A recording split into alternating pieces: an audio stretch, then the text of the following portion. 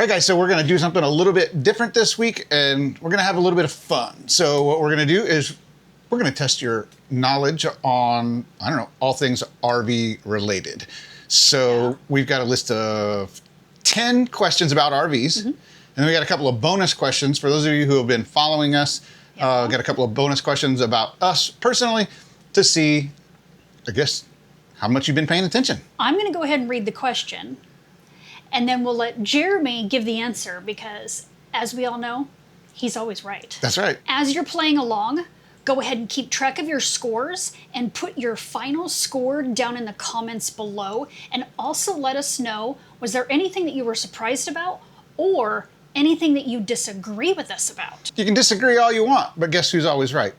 So let's get started. The first one, we'll just make it a true or false. Yes, this is a true or false.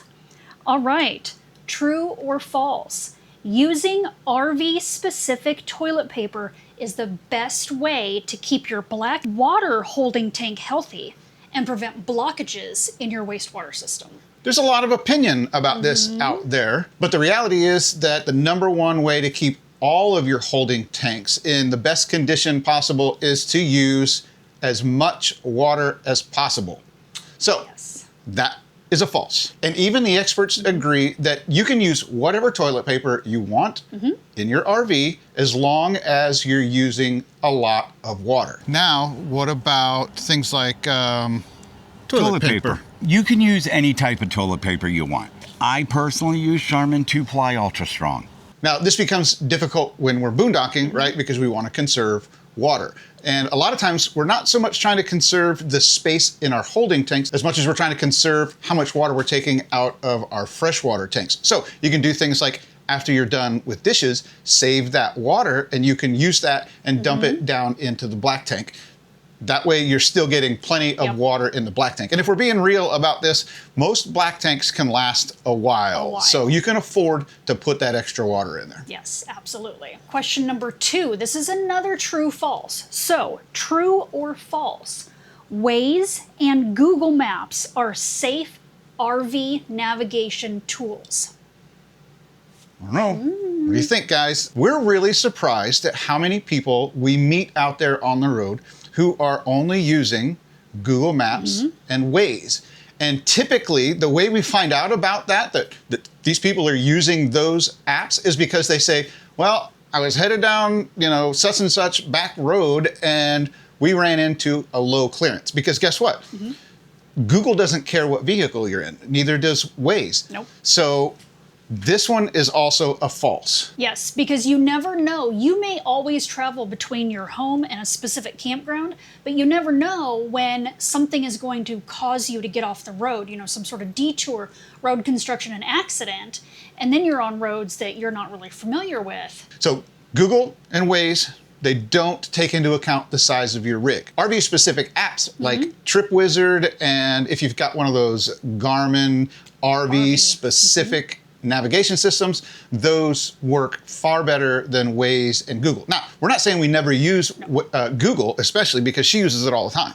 Yes, I will use Google so that I can do like a satellite view or a street view if we are looking for a fuel stop, maybe that I'm iffy about. Something like that. I will definitely use Google Maps, but we will load it into our RV Life TripWizard to make sure that we get there safely. Right. Okay, question number 3. All right, question number 3. Ooh, this is multiple choice, your first one. So, when extending or retracting a Schwintek slide out, what do you do once the slide motion has fully stopped? A, press the in-out button 3 times quickly to lock the gears and motor in place. B, immediately release the button to prevent the motors from overheating and or binding. C, continue to hold the button in the in-out direction for 3 to 5 seconds after the slide travel has stopped. And then D, tap the opposite direction button briefly to remove any stress on the gears and motor assembly. So we just talked about this a few weeks ago. We put out an entire video on Schwintek slide outs. How to maintain them, how to inspect them, and how to operate them. So the correct answer here is when that slide comes to a full stop, you want to hold the button, whether it's in the in direction or out direction, you want to hold that button 3 to 5 seconds. 1, 2, 3, 4, 5. You want to do that to make sure that those motors kind of reset and resynchronize themselves. This is what's going to prevent, most of the time, this is what's going to prevent those slide outs from coming out wonky, where one side is coming out faster than the other, or they're just coming out crooked. Holding that button for 3 to 5 seconds, either in the in direction or the out direction, doesn't matter, helps to keep those motors together and synchronized. All right, question number 4, another true false. You cannot use the trucker lanes at a truck stop to fill up. So you can use those trucker lanes if you've got a diesel truck or a diesel motorhome, because that's all they have over there. They have diesel and they have DEF. They don't have any regular gasoline. But if you've got a diesel powered engine, you can 100% use the trucker lanes. We do it all the time. And since we're talking about this, we should also talk about the open roads card, right? For fuel savings. So we use the trucker lanes all the time, and we use our open roads card. And what's our average savings on that? We average between 30 and 50 cents a gallon. Yeah. And the nice thing is, one, I mean, the savings, and 2 is just they're easy in, easy out, because all of the stops, all of the fuel stations on the Open Roads app are made for semis. So if a semi can get in there, we can get in there. All right, question number 5. What do we got? All right, question number 5. It's okay to leave your awning extended when you leave your rig if A, winds are less than 15 miles an hour, B, your awning is anchored to the ground, C, you're only gone for a few minutes, or D, it's never okay to leave your awning extended when you leave. All right, so to me, this one's obvious, but it's really kind of more of just an awareness thing. So if you're gonna leave your rig, it's never okay to leave your awning extended while you're gone. Winds can gust up very, very quickly, and it doesn't take much to rip that awning right off the side of your rig, or just simply rip the fabric up at the seam. So there may be a lot of opinions on this, but the fact is, if you leave your awning out when it's unattended, you really run the risk of damaging not only the awning, but you can actually damage your rig along with that. So if you leave your rig, bring that awning in first. Never have that thing out unattended. All right, question number 6 is another true false. Using a grease gun and the Easy Lube Zerk fittings is the best way to perform your annual RV wheel bearing maintenance. Okay, so first of all, if you don't know what the Easy Lube Zerk fittings are, or if you don't know what a Zerk fitting is, if you've ever seen someone with a grease gun and they plug it into something, they're plugging it into a Zerk fitting, okay? And a lot of these RVs come from the manufacturer with these Easy Lube Zerk fittings on them. So if you just take that rubber cap off of the middle of your wheel, you should see a little Zerk fitting there, and you can put grease in there. The problem with this is, so I'll just share the answer first. The answer is false. This is not the best way to grease your bearings in your RV ever. And the big reason for that is, well, there's 2 big reasons for that. So number 1, you're putting that grease through that Zerk fitting and it's going into that bearing cavity.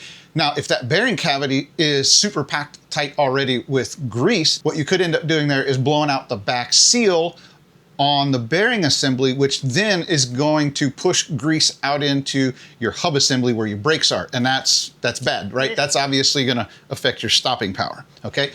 Number 2, the reason that this is not a good idea to do for your annual bearing grease job is because if all you're doing is forcing new grease in through that Zerk fitting, you're not able to visually inspect your bearings and your bearing races and everything that's in there. And that's super important that you need to be inspecting those at least once a year, so once every 12 months or every 10 to 12,000 miles, whichever comes first. So the annual maintenance here is not just to get grease in there, it's also to inspect all of those components to make sure nothing's overheating and you're not gonna lose a bearing, wipe a bearing as you're going down the road. Now, Some people are going to tell you or argue with you and say that those Zerk fittings are good for topping off the grease in your wheel bearing between annual maintenance cycles. Well, let me ask you this.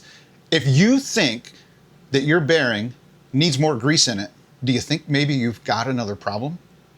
The answer to that is yes. If you think that you need to put grease in that bearing between your annual maintenance cycles, you definitely have another issue, and it's another good reason to open up that whole bearing assembly and take a look at what's going on inside. All right, number 7. This is another multiple choice. All right. So, as long as you have propane, tankless water heaters provide an endless supply of hot water.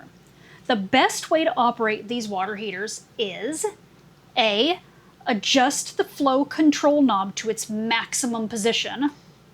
B, adjust the flow control knob to its minimum position. C, adjust the controller to the maximum temperature. Or D, adjust the controller to the desired temperature. Now, based on experience, this could be one of two answers, but there's always a but, right? So the right answer here, and this is really per the manufacturers of these water heaters, these tankless water heaters, is they want you to operate this thing by setting the temperature on the controller to whatever temperature you want. So for example, I like to take my showers at about 106. So before I jump in the shower, I go over to the controller and I set it to 106 degrees. She likes it colder, like 102. I like 102 typically. Right, so when she gets in, then she changes it to 102, right? The other method that people generally use is they just set that sucker all the way up to the maximum temperature. So for ours, that's 124 degrees. And then when they get in the shower, they mix the hot and the cold water together to get whatever temperature they like. Now, I will admit, the last tankless water heater we had, that's how we operated it. And it actually worked fine. And so when I learned that that was the wrong way to do it, I was really surprised. But then I started doing some research on it, and most people have issues when they operate it that way. And the reason for that is because when you start mixing the hot and the cold, that causes some flow imbalances inside of the heat exchanger, inside of the water heater itself. And these water heaters are super sensitive to those flow imbalances. So to prevent those flow imbalances, set the controller to what you want. 102 degrees, 106 degrees, whatever it is you want. And then all you gotta do is just turn that faucet all the way to the hot side, and you don't even have to mess with it anymore. So if you're having problems with your water heater maintaining temperature, the tankless water heaters maintaining temperature, try this method. Go to the controller, set your temperature, and then forget it. Yeah. All right, number 8. This is another multiple choice. All right. What are the 2 most fundamental things every RV air conditioner needs to cool your rig properly? A, proper airflow and the ability to transfer heat. B, high shore power voltage and a full refrigerant charge. C, a quality digital thermostat and a clean shroud. Or D, frequent cycling and a perfectly level roof. All right, so this is super, super important because a lot of people will hire somebody to come fix their RV air conditioner, and that can be avoided by just doing some simple maintenance tasks on them to make sure you got adequate airflow and make sure that that thing is able to transfer heat. So the answer I think was A, right? A. So it's got to be able to transfer heat, and it's got to have the airflow. So what are some things that cause either one of those to degrade? So number 1, the biggest offender here is just dirty air filters in your air conditioner. Those things need to be pulled out and either cleaned or replaced. Well, I would say every X number of months, but it really just needs to be inspected. You just need to be looking at it. Okay, then we get to the transferring of heat. That's where we start talking about getting up there on the roof and making sure that your evaporator coils and your condenser coils are clean, because those things are not going to be able to absorb the heat from inside of your rig if they've just got a bunch of stuff caked up on them. So that's the way these things work, right? They don't really cool the air, they remove the heat from the air that's passed through them. So if your coils are all gummed up, it's never going to transfer that heat. So those are the top 2 things that you can do to make sure that your air conditioner is running in the best that it can, is keep your filters clean and do your maintenance on your coils up on the roof. All right, number 9. Here's another true false. We've talked about this one before. Holding tank chemicals like liquefied and Happy Camper RV tank treatment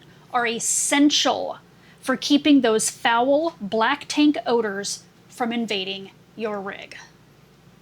What do you think? So again, this is one where everybody has an opinion, but you know, opinions are like black tanks. All of us have one and they all stink, right? So the fact of the matter here is it doesn't matter how many chemicals you put in your black tank, it's never gonna not stink. It is never not gonna smell foul. If you want these odors to stop coming into your rig, then you have to make sure that there's not a path for those odors to come into your rig, right? And I think we did just cover this one, right? Just a week or two ago. Yeah. One of the biggest causes is if you look down in your toilet bowl, just lift up the lid on the toilet bowl, you should see just a little bit of water down in there. Maybe, you know, a half an inch of water in the bottom of your bowl. What that means, if you have that water in the bottom of your bowl, that means the seal that's around that little flapper valve that opens and shuts when you flush, it means that that seal is intact and it's not letting water through to drain out into the tank. But more importantly, it's not letting that air come up through those seals. So you always want to see that little bit of water down there, right? And then there's this other thing that people like to do. They like to stand over their toilet and they like to flush it with their vent fan running. And I've been guilty of that. I've been guilty of it too. But if you're getting blasted in the face with those nasty odors when you flush, it's probably because you got your vent fan on, because that vent fan now is just drawing the air straight out of the black tank up through the toilet and into your face. Pretty gross. So just turn it off. The other thing is, a lot of people, they think when they need to put a bunch of water in the toilet, that they just stand there with the pedal down and they just run continuous water down into the toilet for like 10 seconds or whatever. Don't do that. Do it halfway. That will allow the water to come into the bowl, but it won't allow it to drain out. So you fill that bowl up halfway, 3/4, whatever, and then you flush it all the way, and you know, then you only got to have that valve open for maybe a second or two. So in order to keep the black tank smells out of your rig, don't allow there to be a pathway between the black tank and your rig. It's that simple. All right, number 10, and this is one I see a lot on the interwebs. All right, this is a multiple choice. What's the weight limit that's most commonly ignored or overlooked when towing an RV? A, the tow vehicle payload. B, the tow vehicle towing capacity. C, the RV payload. Or D, the RV gross weight limit. Yeah, this is a good one because most people don't think about all of these numbers. And the number one thing that's overlooked when we're trying to calculate how much we can tow is the tow vehicle's payload capacity. If you don't know what that is, your vehicle comes with a curb weight. That curb weight is basically the weight of your vehicle when it left the factory line, and it's got the oil and the gas and everything. It's got a full tank of gas in it, so it's ready for you to go, right? That's the curb weight. And then the vehicle has a gross vehicle weight rating. So if you have a curb weight of 8,000 pounds and you have a gross vehicle weight rating of 10,000 pounds, then your payload is 2,000 pounds. And that's the number most people tend to forget about. Because when you're looking for a tow vehicle, the salesman at the dealership, they're going to tell you whatever they need to tell you to get you to buy that vehicle. For example, I think our 2021 Silverado dually diesel is capable of pulling 34,000 pounds. That's the tow rating, and that's what the dealer is going to tell you. You know, they'll say, "Oh yeah, that thing will pull anything up to 34,000 pounds." But the thing you have to remember is that whatever you're towing is going to put some weight on your tow vehicle. It doesn't matter if it's a bumper pull or if it's a fifth wheel. Now, for example, for a fifth wheel like we are in, we want to see about 15, I think to 25% of the RV's weight transferred over to the truck. So if you have a 34,000 pound RV, 25% of that is what, 8,500 pounds? Is that about right? Something like that. There's not many vehicles out there with a payload capacity of 8,500 pounds. Ours is only 5,300 pounds. So when they tell you that you can tow 34,000 pounds, you can say, well, yeah, that's great. I can pull 34,000 pounds, but I'll never be able to put that much weight on my tow vehicle. So if you're in the market for a tow vehicle, or if you've ever wondered about this, you have to look at the capacity, the payload capacity of your tow vehicle. All right, time for the bonus round. How well do you know me and Jeremy? All right, so this one's for Jeremy. What is the one thing that he can always eat more of? Pizza, donuts, cookies, or fried chicken? Those are all really good. But But if I was stranded on a deserted island with only one food, no matter how healthy it is, I don't really care. It's donuts, folks. It's a constant supply of all kinds of donuts. As long as there's no lemon in it, I'll eat it. he can pretty much be like so full that he can barely move. But if you put a donut in front of him, he's gonna eat it. I'm definitely gonna eat it. And half the time, if there's one sitting in front of her, I'll eat that too. All right, mine, and this one's a little bit harder because we haven't talked about this too much, but if you know anything about me, Jeremy likes to give me crap about it. But what is my favorite thing to do? Play pickleball, tell Jeremy he's wrong, pet cute dogs, or read. Now see, I think it's B. I think it's B, but you know. That just keeps our marriage interesting. Yeah, I okay, whatever. think. The correct answer, though, is read. I love to read. Jeremy gets frustrated with me because I'm always reading. I've got books on my phone, so it doesn't matter if I'm standing in line at the grocery store waiting on people to check out. I'm sitting there reading. If he's getting gas, I'm reading. If he's talking to me, I'm reading. She's reading. Always has something in front of her face that she's reading. Typically it's crime stuff though, and I just tell him, like, if I ever wanted to get rid of him, I know plenty of ways. If I'm not here next week, guys, you know why. So go ahead and pop down in the comments how well you did on this quiz. Do you disagree with us anywhere? Did we say anything that you were surprised about, you didn't know previously? Yeah, we just want to do something a little bit different this week. Yep. If you liked this, let us know. Let us know down in the comments if you want to see this again. More stuff like this, let us know down below. I don't care if you liked it or not. Hit that like button. Hit the subscribe button. If you're still here at this point, you must have liked it. And don't forget to hit that bell button down there so that you get notified of all of our future videos. And until the next video, happy camping and stay safe out there, guys.